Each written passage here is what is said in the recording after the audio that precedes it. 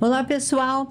Este é o primeiro podcast do Sindicato dos Bancários de Santos e Região, uma nova ferramenta de comunicação para a gente conversar com você, jovem, trabalhador, trabalhadora, bancários, abordando os temas importantes que acontecem no mundo, no nosso país e na nossa região. Eu vou começar aqui, não poderia deixar de começar esse nosso programa trazendo o Elcio Quinta, que é o presidente do sindicato, e o Ricardo Saraiva Big, que é o secretário-geral. Elcio, antes da gente começar a abordar, eu gostaria que você falasse aqui para a gente o que significa esse podcast para a população, para a nossa Baixada. Então, o podcast é uma ferramenta de comunicação dos sindicatos bancários, né, que a diretoria decidiu fazer, de comunicação importante, direta com os bancários e toda a população em geral, e de maneira descontraída a gente conversar sobre os problemas da categoria, diversos assuntos e também da conjuntura nacional, internacional, trazendo diversos convidados aqui. É uma iniciativa interessante, nova, né? E vamos ver o que dá. Obrigado por a gente estar aqui. É isso, eu queria saber também de você, Ricardo. O que Boa! você... Farol da Baixada. Olha que nome interessante. É uma coisa que é para ser seguido, para iluminar a nossa Baixada Santista. Eu acho essa ferramenta muito porreta. E aí, quando eu tenho uma âncora como a Eneida, coâncora? É coâncora? Pode chamar de coâncora? Ou Matheus. Então, ou Matheus também. Como o Matheus, que são pessoas assim, que são diretores do sindicato, um do Banco do Brasil, outro da Caixa Econômica Federal, mas estão aqui colocando à disposição a sua iniciativa e a comunicação. Eu acho que o Sindicato dos Bancários ganha com isso, a categoria bancária ganha com essa nova informação, e eu acho que a Baixada Santista vai ter uma voz para discutir e expressar o que acontece em Santos, na região, no estado de São Paulo, no Brasil e no mundo. É isso aí. É podcast. O Farol da Baixada. O Farol da Baixada. Eu queria, Matheus, que você também se apresentasse, falasse um pouco sobre esse podcast. Na verdade, eu quero fazer uma reclamação já como dirigente, porque quando me convidaram, falaram que a proposta era uma mesa de bar. Não vejo cerveja aqui, não tem garçom, não tem petisco, é isso mesmo? Posso ir embora? Tá pode, aqui vai ser muito mais que isso. Então, meu nome é Matheus, também estou como dirigente dos sindicatos bancários, dando essa força. E a gente no sindicato tem jornal, tem site, tem WhatsApp, e agora temos esse podcast, esse programa, para falar com a galera, com o bancário, não bancário, o pessoal da Baixada. E é isso aí. É isso, eu queria dar um salve aí para nossa imprensa, porque você lembrou muito bem, né, Matheus? A gente tem as redes sociais, Face, Instagram, jornal, que a gente está quase semanalmente dentro das agências para conversar com todo mundo. Todas as redes sociais, internet, né? Aliás, é muito vista pelo país afora, né? A nossa interação com gente até, não é só bancário, né? Fora da categoria, que interage com a nossa... Porque a imprensa ela é boa, de qualidade, é atual, é efetiva, então realmente dá um salve aí pro pessoal da nossa imprensa. Mas eu gostaria de pensar, da gente pensar junto um pouco sobre, em outubro a gente teve eleições, né, no país, mudamos o governo, e aí eu gostaria da gente iniciar com assim, as impressões das modificações, o que vocês acham que mudou, né? Dos 4 anos, dos 6 anos que a gente teve atrás, para agora. Teve alguma modificação? O clima mudou? O que vocês... Você, Big? Não, na verdade, nós estávamos quase no inferno. O que acontece é o seguinte: nós ficamos aliviados com a eleição de um governo que quer a democracia para o povo brasileiro. Isso é fundamental. A democracia faz com que as pessoas possam sobreviver, viver melhor. E o que estava acontecendo no país, é só você ver como esse governo pegou a economia. A economia é completamente estraçalhada. As políticas sociais, não tem política para as mulheres, para os negros, para os homossexuais, para os pobres. E tudo isso, qual é que era o principal olhar do governo que passou? Era fazer fake news. Que aí contar mentira para a população, e com isso ele conseguiu se eleger, conseguiu enganar a população, e hoje tem vários projetos para tentar regulamentar essas questões. E eu acho que ainda bem que nós conseguimos mudar o jogo, porque o país caminhava para ser um país dirigido pelo fascismo. E como já aconteceu lá atrás, as populações sendo perseguidas, as minorias sendo perseguidas, e eu acho que muda todo esse quadro. Claro que o início desse governo pegou muita coisa que precisa ser resolvida. Por exemplo, 8 de janeiro teve uma tentativa de um golpe, mas que não se iniciou em 8 de janeiro. E se iniciou já no começo do governo anterior, porque assim que ele se elegeu, ele começou a falar, dizendo que as urnas eletrônicas não eram seguras. E foi construindo uma versão que, no final, juntou muita gente e quase que deram um golpe. Não houve um golpe, de fato, porque o presidente conseguiu aglutinar o Congresso, a Justiça, os governadores de Estado, toda a população brasileira para defender a democracia. Mas foi uma tentativa real de... Aliás, chegaram a ocupar os três órgãos, mas que não sustentaram, porque, inclusive, os militares, na época, não assumiram essa bomba, né? Porque, na verdade, foi uma bomba.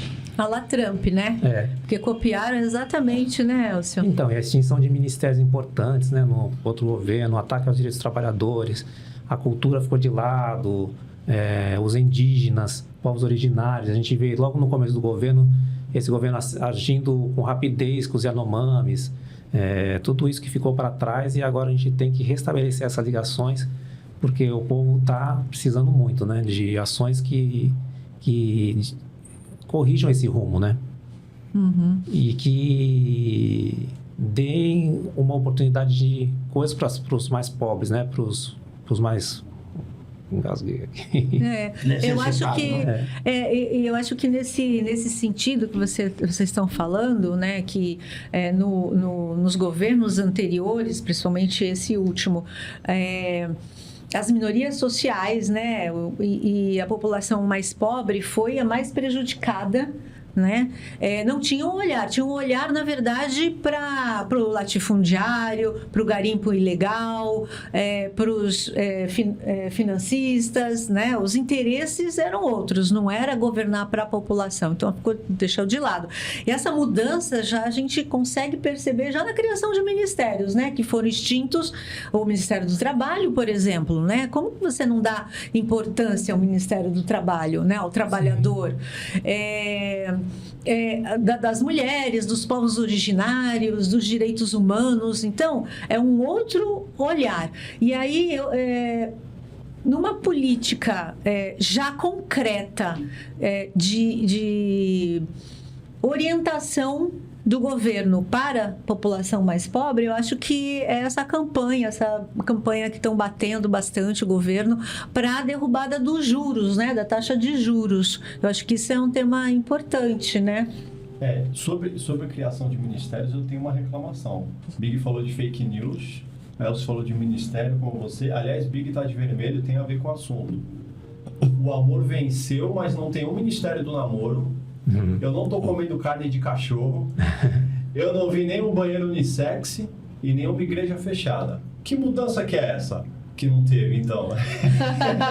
Esse cara quer fazer um programa na base da cerveja, quer questionar essas coisas são inquestionáveis, Eu rapaz. quero o Ministério do Namoro. O Messias é inquestionável. O Messias é o Messias. Mas é muita cara de pau desse povo, né, cara? Muita cara de pau. É isso mesmo, E eu acho que, cara, você é o cara que começa isso, que tá ligado. Nada disso aconteceu, muito pelo contrário. Muito pelo contrário. Aumentou o salário mínimo, a revisão do imposto de renda, que fazia tempo que não... Da tabela, né? Da tabela do imposto de renda, fazia tempo que não se mexia, foi mexida, e a intenção do governo começa a isentar até 5 mil reais.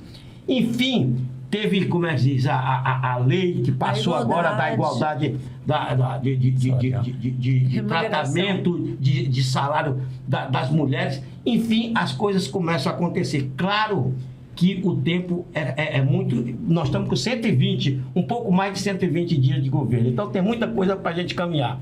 E tenho certeza que ninguém vai fazer essas coisas que diziam nas fake news lá do governo passado. Aliás, eu lembro que eu assisti uma entrevista, né, do governo do presidente anterior, e justamente a pergunta era sobre isso, sobre o que ele poderia fazer como presidente para dar igualdade salarial entre homens e mulheres na mesma função, no mesmo cargo. E ele disse que não poderia fazer nada, que ele não poderia incidir sobre iniciativa privada. Essa foi, inclusive, que ele não contrataria nenhuma mulher. Com o dinheiro dele, ele não contrataria mulher, porque mulher engravida, mulher... Entendeu? Será que nasceu de um jacaré? Só pode, porque... Eu acho que tomaram a vacina do jacaré, né? E ele nasceu. Não, mas esse negócio da vacina, como é que é esse negócio da vacina? Ele vacinou, não vacinou?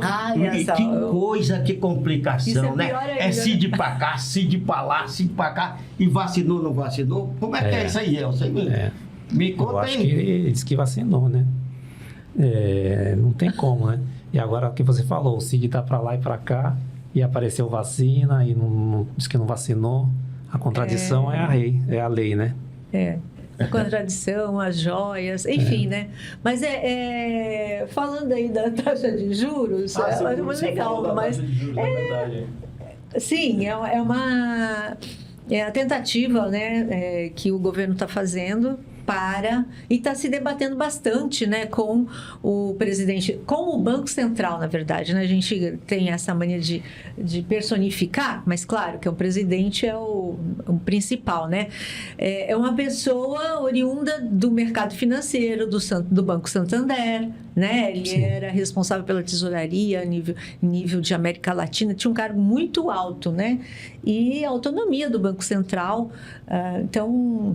isso dificulta, porque o governo quer estabelecer uma diretriz e o Banco Central não tem interesse, né? E ele representa o mercado financeiro, né? A verdade é essa, Campos Neto. E, bem ou mal, ele defende o interesse do rentismo.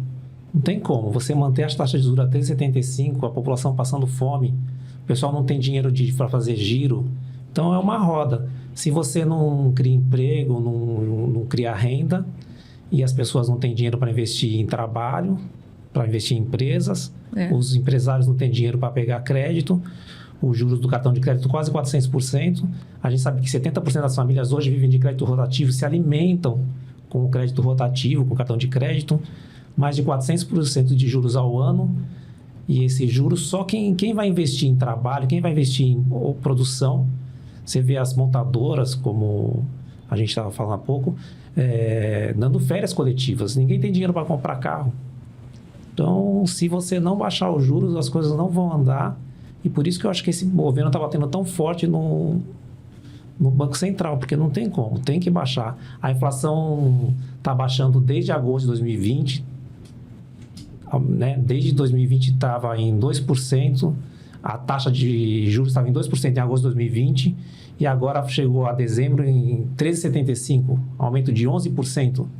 Então, não tem como manter isso. Quem é que está ganhando? Quem está ganhando? Só o rentismo e o empresário, os milionários, né? A classe mais rica é 1% da classe do Brasil. Não, eu acho o seguinte, gente. Primeiro, o juro da Selic, a taxa da Selic de 13,75% é a maior taxa de juros do planeta. E aí, o Banco Central independente, ele teria que, aliás, é a obrigação do Banco Central zelar por 3 coisas. A inflação, que é a única coisa que ele faz, só olha para a inflação. E como o Elcio falou, a inflação está caindo. Ontem mesmo saiu a taxa de 0,61, que é bem mais baixa do que no mesmo período essa taxa. Então, quer dizer, está caindo e o juro continua do mesmo jeito. As outras 2 coisas que o Banco Central tem a obrigação de zelar é a questão do emprego. E o desemprego está em 9%. Outra questão fundamental é a questão da economia. E aí o que acontece? Se a economia não gira, se o dinheiro não circula, se as pessoas não recebem salário e começam e compram, a economia vai quebrando. Hoje nós estamos quase numa recessão. Os Estados Unidos começa a aparecer uma recessão. E nós vamos ter que organizar isso diminuindo a taxa de juros, porque inclusive os investimentos, por exemplo, você compra uma casa própria, financiada em diversos anos. E quando você comprou com a taxa de juro X.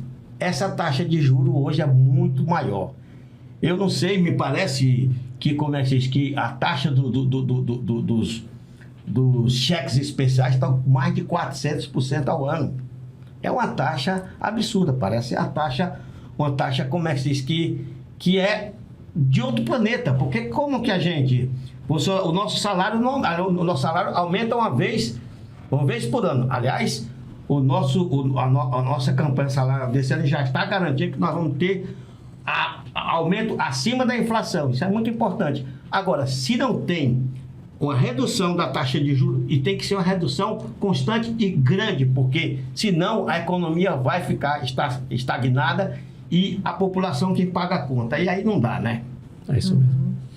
E na verdade, assim, essa taxa de juros, ela remunera também os títulos públicos, né, da dívida. Quem são os detentores desses títulos? São os banqueiros, né? São os rentistas. E com a remuneração de 13,75, é uma remuneração recorde, que não existe em qualquer aplicação, em nada. Se alguém vai montar uma fábrica, gerar emprego, dá muito mais trabalho. É muito mais arriscado você investir no setor produtivo, né, e gerar emprego e riqueza, do que ter a segurança de investir em títulos da dívida pública que te remunera 13,75, com uma inflação muito menor.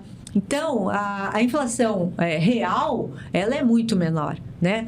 Então, quem ganha? São esses detentores desses títulos da dívida pública. E aí, é uma drenagem do orçamento da União para pagamento desses títulos. Pagamento da dívida pública. Ou seja, sobra menos dinheiro para investir em infraestrutura, em áreas sociais, porque quem leva o grosso, acho que a auditoria da dívida, ela avalia, acho que de 40% a 50% do nosso dinheiro, do nosso orçamento, vai para pagamento, né? São impostos nossos, né, Eneida? São os nossos impostos que estão indo. E quem que dá isso? Angariado através dos nossos impostos, né?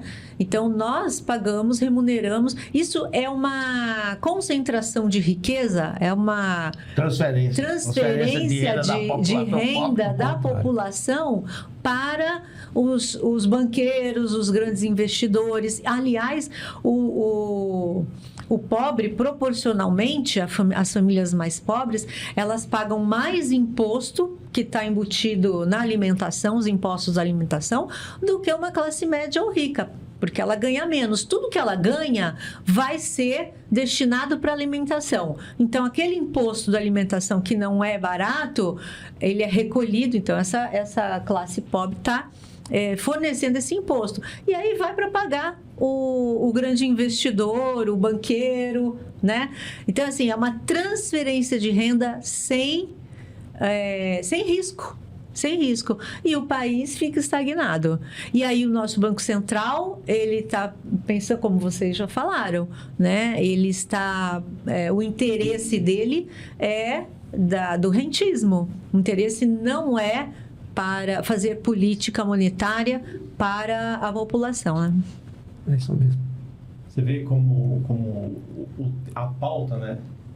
A pauta da discussão mudou também. Antes a gente falava de que era golden shower, era cloroquina, e agora a gente, os trabalhadores, está todo mundo falando de taxa de juros. Isso aí já é uma mudança também. E me lembrou o ex-presidente, eu evito falar o nome, nem sempre eu consigo. Com certeza, aqui está proibido falar o nome desse caboclo. Eu lembro quando ele batia no peito que ele baixou o valor do jet ski.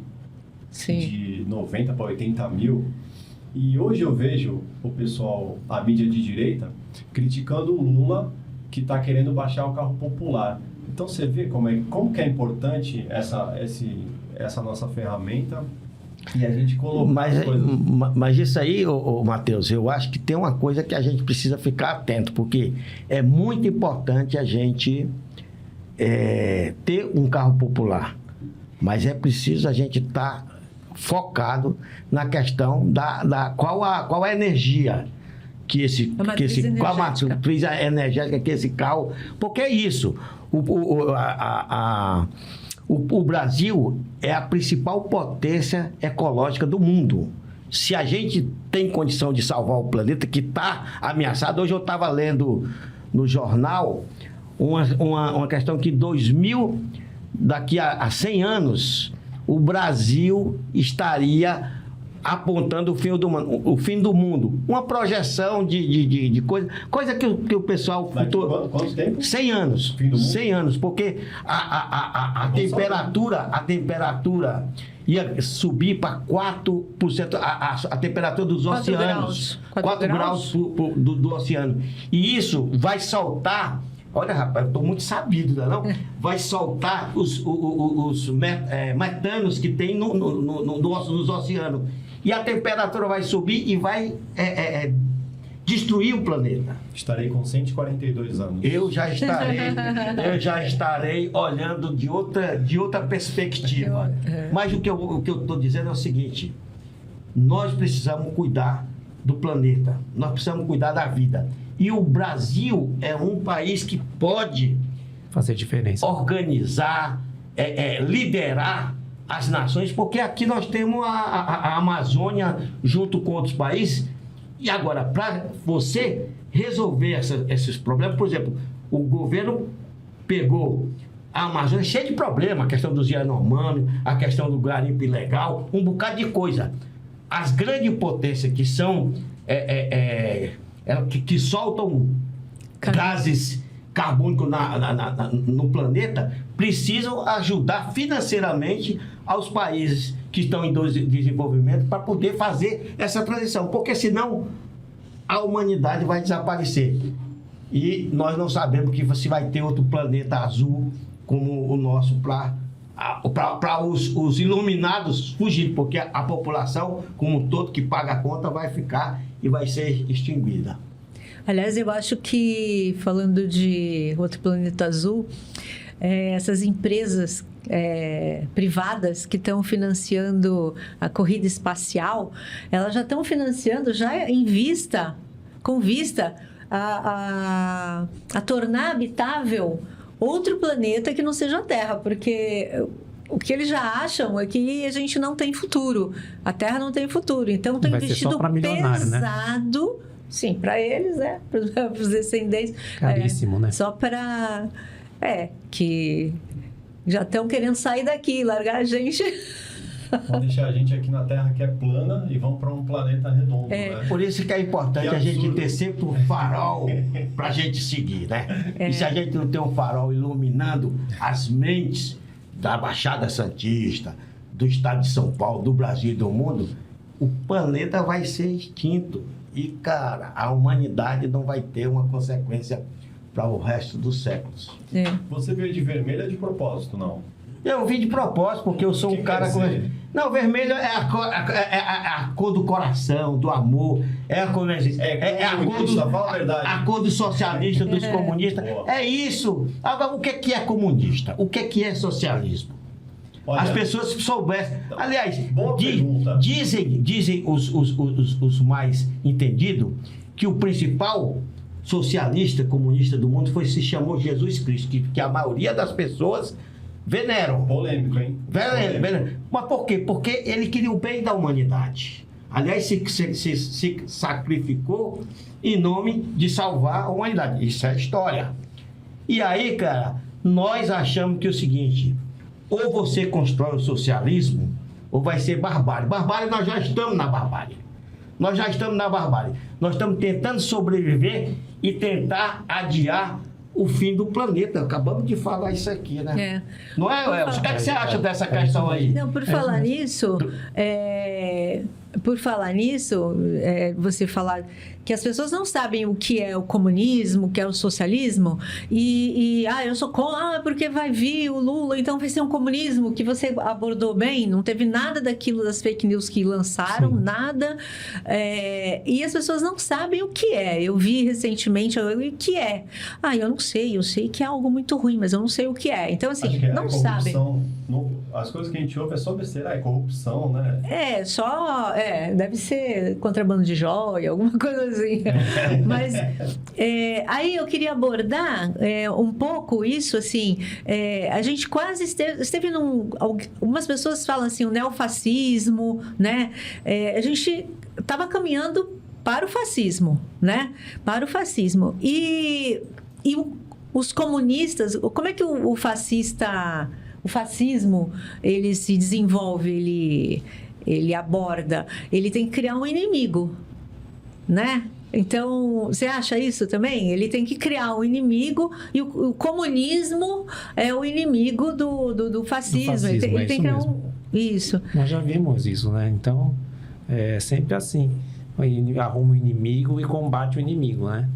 Eu acho que sim, com certeza o inimigo é o comunismo. Cria um medo na população. É um medo, né? É a chave de tudo, né? O medo para dominar, né, a situação. Para dominar. E, aliás, gente, se não fosse o comunismo, quem derrotou o fascismo?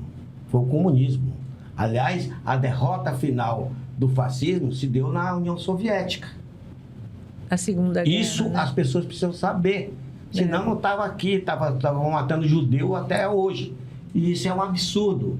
Então, quer dizer, o que as pessoas precisam saber... Aliás, nós nunca tivemos um comunismo de fato. De fato, não. O que houve na União Soviética foi uma tentativa, tal, só que descambou para outra coisa. Nós precisamos dar oportunidade para que essa sociedade possa se desenvolver onde não tenha explorados e exploradores. Essa que é a diferença. Nós precisamos de ter patrão e empregado. Claro, mas isso é uma coisa que vai demorar a acontecer, porque precisa primeiro ter uma consciência geral da população, dos povos, para poder que isso... E isso tem que ser em uma frequência mundial, não é uma frequência de um país, de uma cidade. Quer dizer, muito pelo contrário. Nos governos dos vermelhinhos, as pessoas andavam de avião, as pessoas melhoraram de vida, comiam de manhã, de tarde, de noite. Aqui se acabou a miséria no país, isso ninguém fala, mas fala que que é isso. Por quê? Tentam construir, como falou o Elcio, a questão de um inimigo comum para poder, para juntar a tropa. E a tropa vai sem saber o que é. Pergunta para alguém o que é comunismo, que eles não sabem o que dizer, não sabem o que responder. Se você apertar, ele vai dizer, não, vamos mudar de assunto. É isso. É isso mesmo. Você falou em andar de avião, lembrei, né? Que a gente teve isso aqui recentemente de empregada doméstica no avião e incomodou. Inclusive, dizem, tem teoria que foi isso que foi o início do golpe de 2016, né? Isso e mesmo. Agora o governo vem até com uma proposta esqueci o nome do programa, de fazer um programa de acesso a passagens a R$200, né? E o Paulo Guedes também, né? O Paulo Guedes também falou que não era justo empregado ir para a Disneylândia, Um né? absurdo. Que era melhor ir para o Espírito Santo. Por que nem então. para o Só o Espírito Santo? Bolsonaro que foge pra Disney com dinheiro público, aí tá ok, né? Com o avião da FAB, né? Mas tomara que, já pensou, passagem a R$200? Seria ótimo, em voos que saem daqui com lugares, é uma coisa totalmente estudada, né? Não é uma coisa... Outra coisa que chama atenção nesse governo é ouvir as pessoas, né? Não é um governo de macho, alfa, é um governo que tem diversidade ali na veia, né? Diversas mulheres negras, a Sônia Guajajara, então... Os conselhões que tem uma parte da população importante está sendo ouvida. Isso é muito importante, né? Você ouve todo mundo, você constrói as coisas de maneira mais formulada, melhor para todo mundo. E o que está destoando mesmo é a Câmara, um pessoal muito de direita, né? Falou uma coisa verdade, porque quando é debatido no conselhão e chega na Câmara, já chega de outro jeito, né? Sim, chega. As mexidas, as emendas que tem na Câmara, né, normalmente são piores os projetos, não melhoram nunca, né? Isso vai ser um desafio, né? Sim. E é uma contradição. É uma contradição. Um governo progressista popular ser eleito e ter uma Câmara, um Congresso eleito de direita, né? Com muitas expressões de extrema-direita, inclusive, né? E o executivo ser progressista, né? Ser popular, então, isso causa uma dificuldade muito grande em passar projetos que sejam contrários à elite. Sim. Contrários à É uma elite. coisa que a gente precisa aprender a valorizar o legislativo também. Não, por exemplo, não adianta você ter uma boa vontade. Porque para ter boa vontade num país que é qual é que é o sistema que nós temos aqui? É presidencialista, mas é um presidencialista que passa por um acordo com o Congresso que define muita coisa. E aí, por exemplo, essa questão da fake news. Você viu as empresas de informação, as grandes empresas, formando conteúdo direcionado aos deputados e senadores para votar contra o projeto, que é um projeto construído dentro do próprio Congresso, que estava praticamente certo para ser aprovado. E essas ações dessas empresas, tipo Google e Telegram, foram diretamente, eles mesmos fizeram conteúdo e jogaram diretamente no Congresso. E é o seguinte, como eu estava dizendo, boas ações, boa vontade, precisa passar pelo Congresso, precisa que o Congresso aprove, porque às vezes você tem uma boa intenção e o Congresso veta. Vai de um jeito e vem completamente diferente, que a emenda fica pior do que o soneto. Aí, bicho, a coisa fica difícil, né? E além do Congresso, tem o Supremo Tribunal Federal, tem a questão dos fake news, que virou uma política complicada, porque ela tem conseguido fazer mais ação do que a própria a comunicação, as TVs, as TVs normais, né? Porque ela consegue se comunicar com muito mais gente, que é exatamente por isso que nós estamos criando a questão do Farol da Baixada Santista, que é um podcast do Sindicato dos Bancários de Santos e Região, mas que quer conversar muitas coisas, não só conversar a questão da categoria. Aliás, o próximo programa que nós vamos fazer aqui vai estar discutindo sobre a questão do Bradesco, porque o Bradesco vem fechando um bocado de agências e deu uma recuada porque a população começou a ficar preocupada com a quantidade de agências que estavam sendo fechadas. Então, é isso. Nós precisamos estar atentos de todos os movimentos e saber que não adianta só a boa intenção, que tem várias instituições, elementos que podem levar a uma boa política ou não. Então, quer dizer, a questão do Banco Central é outra. Se o juro não baixa, a economia estagna. É isso mesmo. Cadê o 30? Quer continuar? O que? Aqui vocês estão quanto tá, pelo Deu jeito, 30. o estudo está cá. Tá Deu 30 30. Vamos conversar, eu não sei. Já deu os 30 com certeza agora. Deu 30. Deu os 30, pode vir os 40. Quem sabe a gente chega aos 150. A gente não tem anunciante ainda, né? Nenhum, mas o Sindicato dos Bancários é uma proposta que a gente começa a tentar fazer com que a gente converse com mais gente, porque nós, os diretores do sindicato, sempre estão na base conversando com os bancários, com as bancárias, vendo os problemas de cada um, tentando... Mas tudo acontece conforme o que acontece na sociedade. O banco não está isolado da sociedade, né? O banco, os trabalhadores bancários, eles são regidos pela CLT e tem reforma trabalhista, reforma disso, reforma daquilo, que intervém nas vidas das pessoas. E quando intervém na vida das pessoas, intervém nas famílias, nas casas de cada um. Então, é isso. Por isso que o Farol da Baixada, eu gostei desse nome bonito, hein? Farol da Baixada. O farol que ilumina, o farol que orienta, o farol que brilha, o farol que dá o sentido, né? É legal, gostei. Uma ondazinha ali, fuleiragem e tal. Bom. É o cara da Baixada mesmo.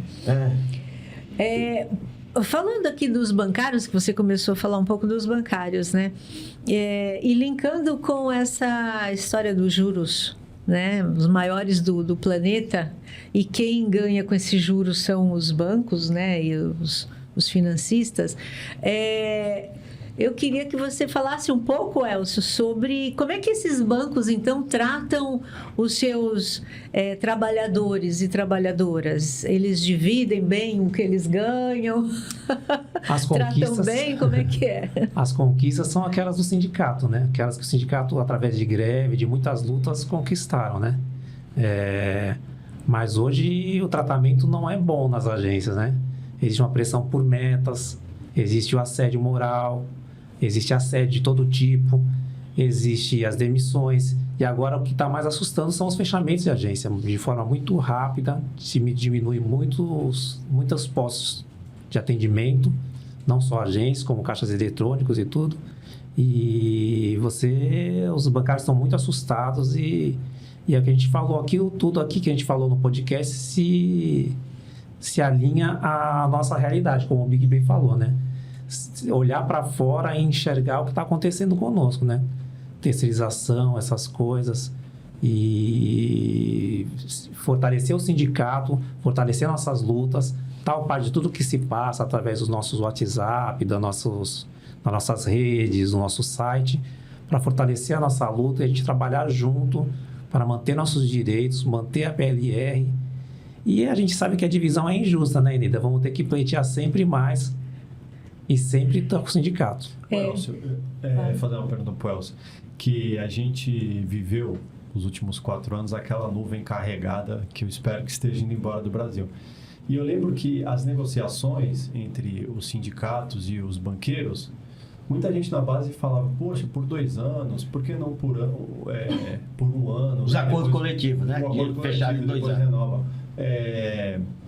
Por que era feito por 2 anos? Você acha que foi uma boa estratégia? Será que essa estratégia vai se manter agora nesse novo governo?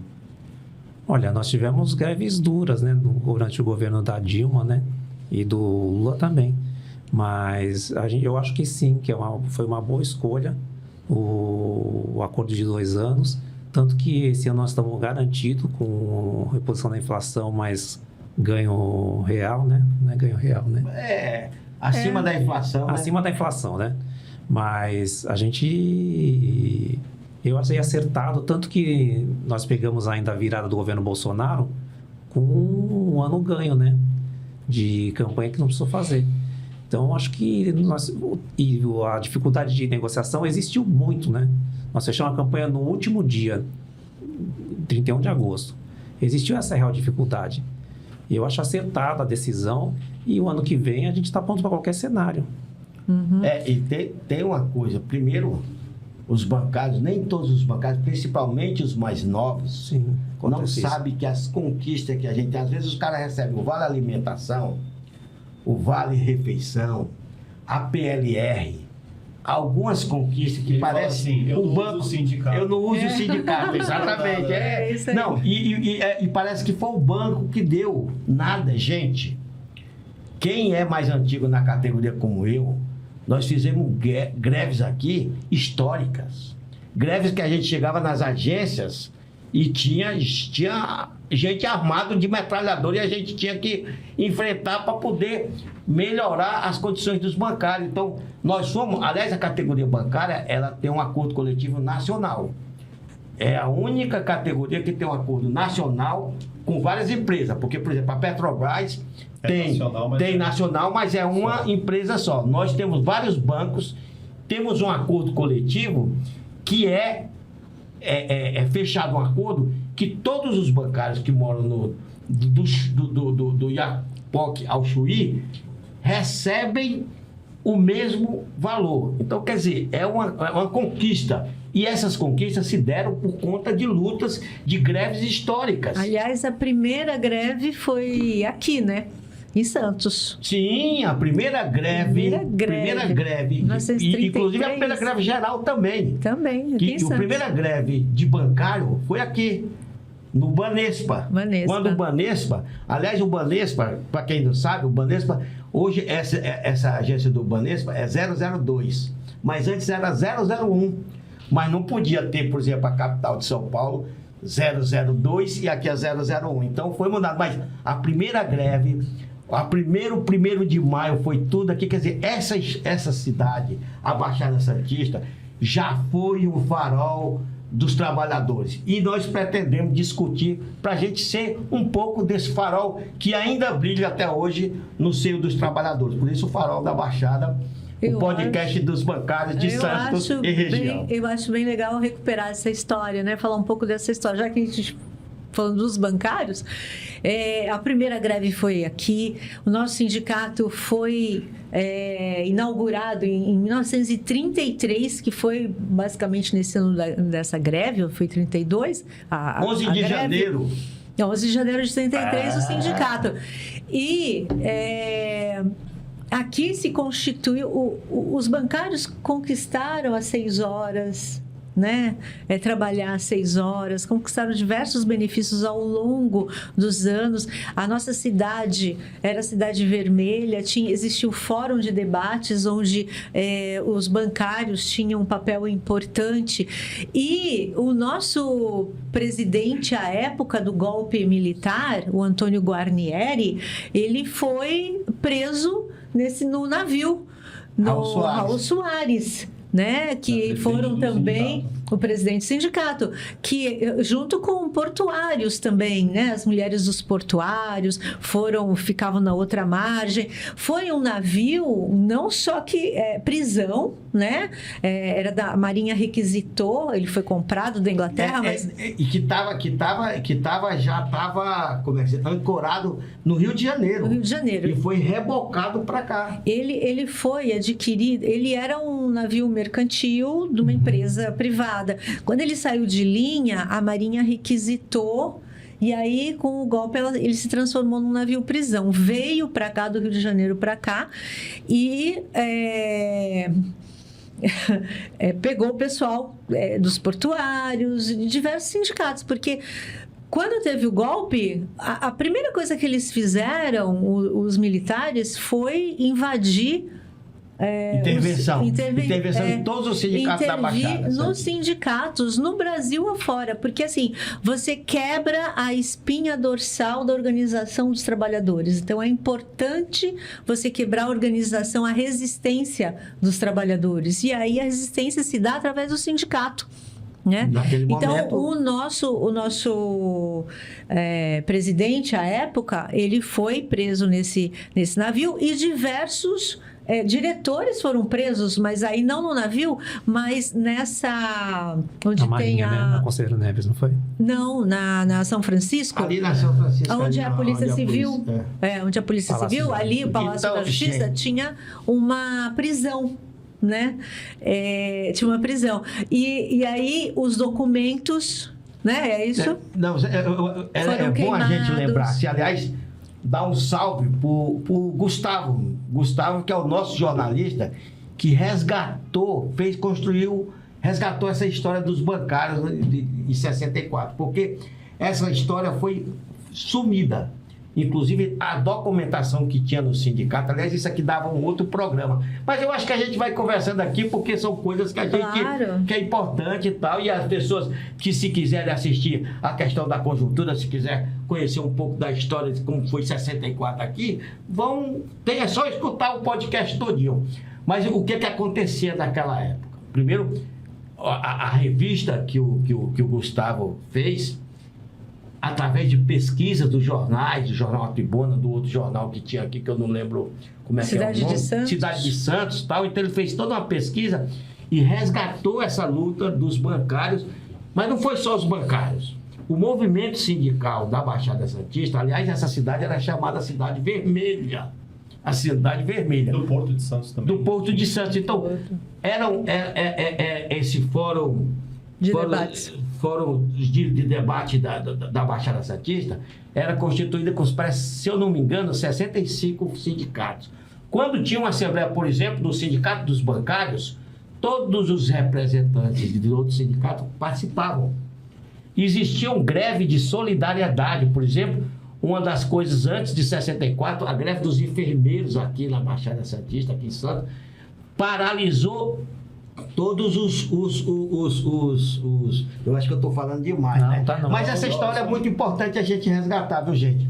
Então, todos os trabalhadores pararam em solidariedade. E aí, o que acontecia? O governo, que naquela época ainda era no Rio de Janeiro, o governo central, o federal era no Rio de Janeiro. E eles achavam que, por exemplo, que o movimento sindical aqui estava totalmente armado, estava totalmente pronto para fazer uma revolução. Olha, os caras só tinham disposição de luta. É isso, os trabalhadores. Então, as nossas conquistas de bancário tem tudo a ver com essa história. Nada caiu de graça. Foi com muita luta que nós fizemos construímos e conquistamos essa realidade. E esse fórum, ele era tão forte que, como é que se diz, que quando aconteceu o golpe de 64, que na verdade foi dia 31 de março e não dia 1º, aliás, foi dia 1º de abril, que era o dia da mentira, eles jogaram para 31 de março para não ficar um golpe no dia da mentira. Então, até isso é sorte. E o que acontece? Eles tiveram que intervir em todos os sindicatos aqui e foram com a polícia, com a guarda portuária. E, aliás, quem era o homem daqui, que era Erasmo Dias, que era o secretário de segurança aqui, que tentaram invadir a refinaria e os trabalhadores resistiram. Então, quer dizer, essa Baixada Santista foi o farol dos trabalhadores. É por isso que a gente está fazendo, inclusive, não foi proposital, mas isso merece a gente resgatar essa história. Eu falei demais, passava os meninos aí para falar, porque é Maria. Vamos fazer uma pergunta, já que vocês falaram dessa história da ditadura, vou perguntar para a Eneida.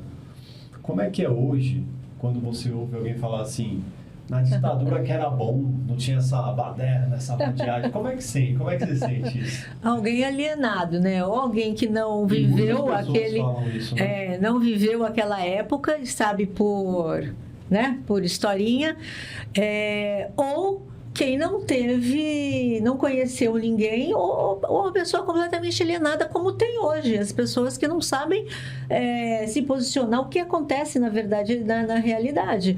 Que, com certeza, Naquela época, os militares e a polícia sumiam com as pessoas, né? Matavam as pessoas, assassinavam as pessoas, mas isso não era público, né? Isso era camuflado. E, com certeza, a grande mídia, ela fazia o papel de acobertar isso, de não discutir essas questões. Então, muita gente se alienava dessa realidade, né? Por isso, vai dizer que não, na ditadura que era bom, porque não sabe o quanto que os militares roubaram esse país. Acha Então, que militar é probo, né? né? Porque a militar é probo, porque não teve... O Cid que o diga, né? O Cid. O Cid. Então, Então a tia do Zap veio desde a época da ditadura militar, né? sempre, né? As essas mentiras fakes. sempre foram usadas e foram encobertas, né? E cada uma usando os meios de comunicação disponíveis à época. Por isso que é importante, já foi falado aqui, mas por isso que é importante a gente estar em usar todos os instrumentos de comunicação, né, para chegar às pessoas, para levar uma reflexão diferente do que se costuma ter em várias redes sociais e vários meios de comunicação. Tem muita história bonita aqui do trabalhador, viu? Eu estava lembrando aqui, isso que contaram para mim, né? Por como a gente chegou nos sindicatos bancários, a gente tem feito um trabalho há muito tempo. Hoje o Elcio é o nosso presidente, que nos honra. Mas essa história precisa ser resgatada. Uma dessas coisas, esses fatos pitorescos, não sei se foi com o próprio Guarnieri, viu, Eneida? Viu, Elcio? Não sei se foi com o Guarnieri, mas teve uma época que os caras tentaram prender ele aqui. E ele saiu dentro de uma... Não sei se era Kombi, era uma caminhonete. Os caras colocaram como é que diz, um piso falso, e ele ficou para poder, porque os caras estavam com barreira aqui. Ele foi para Campinas, que ele é de Campinas, ele foi para Campinas. Não sei se realmente isso aconteceu, foi com ele, mas teve um fato desse com um dirigente, que eu acho que foi com o Antônio Guarnieri. Aliás, o nosso ginásio, o ginásio poliesportivo do Morro da Nova Cida, que é do sindicato, tem o nome do Antônio Guarnieri, que é um presidente que a gente tem o orgulho de ter dirigido o nosso sindicato. Mas eles fizeram um piso falso dentro da caminhonete e passaram e foram para Campinas. E aí, numa hora que ele voltou, os caras prenderam e levaram para o Raul Soares, que as condições lá eram insalubres, eram condições desumanas, né? Aí hoje você vê, por exemplo, ontem teve o ex-secretário de segurança do governo do outro lá, foi solto ontem. E paralelamente, tinha um outro rapaz que foi confundido por uma imagem errada, que estava com alvará de soltura, e não soltaram o cara ainda hoje, né? Quer dizer, por quê? Porque o cara é negro. Olha, ver se é a coisa. Agora, o secretário, ele pegou e, na mesma hora que saiu a soltura, colocaram a tornozeleira nele e ele saiu no mesmo dia. Então, são essas coisas que nós precisamos estar atentos, tem que estar com o farol ligado. Se liga, né? Às vezes a lei é cega mesmo. Mas olha, nós começamos a falar do golpe, né? Do Guarnieri, da época que a Baixada era a Baixada Vermelha. Minha mãe falava que nós tomamos foi água de chocalho, que não para de falar. Mas então, teve um interventor, chocalho, né? sabe o que é chocalho, não sabe? Não. Chocalho é aquele negócio que põe na vaca pra ficar plec. É o chocalho, é chocalho. Água de chocalho, que aquilo não para, a vaca vai Eu andando. achava que era sino. É sino, mas aquilo no Nordeste é chamado de chocalho. Ah, chocalho. Então você tomou água de chocalho, porque quando a vaca vai andando, aquilo lá fica plec. E não para. E aí, cara, você não para. Mas aí, eu falando dos interventores, né, que tiveram aqui, e isso, assim, destruiu muito da organização que se tinha, né, dos sindicatos, aqui, da luta sindical aqui na nossa região. Para retomar isso, então, depois do golpe, as diretorias, né, do sindicato, dos sindicatos bancários, que eu vou falar, né, eram uma continuação da intervenção, né? Então, para resgatar novamente os sindicatos bancários para a luta, como é que aconteceu isso, né? Não, mas essa aí é para outro programa. Senão nós vamos falar dos novos, estamos resgatando o passado que nos orgulha, né? Aliás, é por isso, né, Elcio, que a gente tenta manter esse sindicato bastante combativo, né? Porque... Olha, eu tenho... Vai contar? Não Porque eu vou tenho contar. um caos, vou contar rápido. O caos é bom. Nosso tempo tá apertado, diretor? Tá apertado, né? Rapidinho. Minha história com o movimento sindical. Eu estava em casa, tinha 7 anos de idade. Minha mãe recebeu uma carta, abriu e começou a chorar. É o que eu lembro. Depois eu fiquei sabendo. Era a carta de demissão do meu pai. Meu pai trabalhava na empilhadeira, hoje é Codesp, era a Companhia Docas, do Queiro. Bom, minha mãe começou a chorar, meu pai chegou em casa e falou, não, calma. Fui no sindicato, eles estão chamando todo mundo, todas as famílias, para ir para a porta da empresa. Então vamos. E me levaram. Então levou eu e a minha irmã, que era um pouco maior, lutou ali em frente à Codesp, na Rodrigues Alves, eu lembro até hoje. Aí eu era pequeno, meu pai me deixou em cima de uma árvore, e eu fiquei lá. Bom, resumindo, é a primeira história que eu lembro com o sindicato. Todo mundo foi readmitido, graças ao movimento sindical. É a greve da década de 80, essa greve é muito famosa. Uhum. Então foi aí que plantaram uma sementinha em mim do sindicato. Eu vi que, cara, realmente o caminho é a união dos trabalhadores. Desculpa Isso aí, a união faz a força de verdade. Bom, gente... eu acho que o papo daria para né? muito assunto, uma coisa leva a outra, vai pensando, e é isso, né? Mas eu queria que você, aí eu acho que a gente tem que ir encerrando, né? Você cervejinha nada mesmo. Não, na cervejinha nós estamos só começando. Não me né? chama para próximo, então. Tá bom. Eu queria agradecer os bancários que chegaram até aqui e o público em geral. E dizer que vai ser muito bom ter vocês aqui com a gente. E nós vamos usar esse espaço aqui para se comunicar direto com vocês, bancários, bancárias e população em geral, trazendo muitas coisas aqui do sindicato e da conjuntura nacional. Beleza? Aí lembre de curtir o canal, dar joinha e se inscrever no canal também. Você, Big. Eu não, pensei que eu não tinha mais direito que eu falei tanto. Não, só antes de dar o tchau, dizer o seguinte. Em 64, a ditadura calou a voz dos trabalhadores aqui na Baixada Santista. Mas quando nós elegemos aqui a Thelma e depois o Davi Capistrano, aliás, com a Thelma nós fizemos uma greve porque 5.000 trabalhadores da DOCA foram demitidos. E nós paramos essa cidade e garantimos, foi a mesma a que você está falando, né? Foi na época do Colo de Melo. No Colo de Melo. Nós paramos essa cidade e aí a Baixada voltou a ser a Baixada Vermelha e recuperamos todos os empregos. Acho que teu pai foi readmitido. Foi.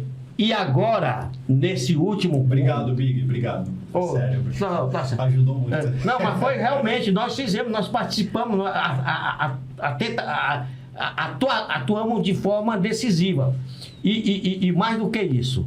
E agora, esse ano, e no final de outubro, nas eleições, nós conseguimos também dar um chega para lá no fascismo. É um outro momento importante da nossa história. Foi história. E dizer o seguinte, esse nosso primeiro programa não, bate-papo, com cerveja imaginária, porque não teve, na verdade, mas na verdade não é cerveja, é um chazinho, um café, não sei o quê. Lógico, então, claro. Esse tipo de coisa.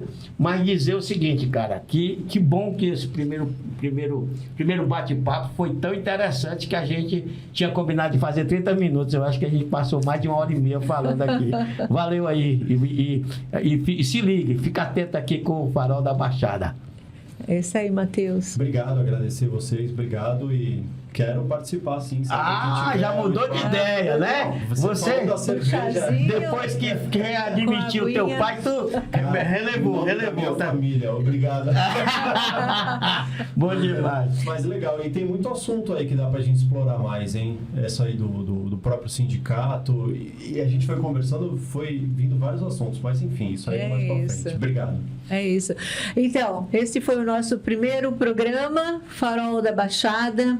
Muitos assuntos, muitas entrevistas interessantes. Se você gostou, se você apoia esse projeto, se você quer que ele cresça, o canal, dê o like, se inscreva e compartilhe que vale a pena. Muito obrigada a todos e todas.